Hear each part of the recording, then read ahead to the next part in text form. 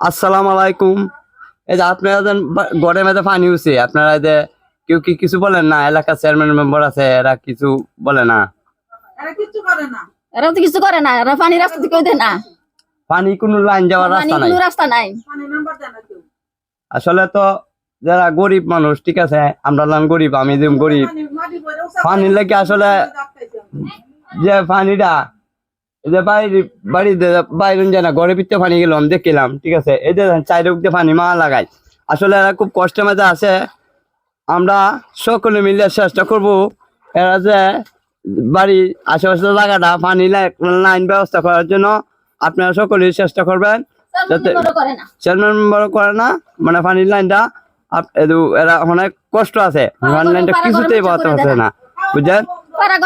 খাওয়া দাওয়া পদ্ধ এরা যে বাড়িতে বাইরে এরকম একটা ভাবনা গিয়া। আপনারা ভিডিওটা বেশি বেশি শেয়ার করে দিবেন।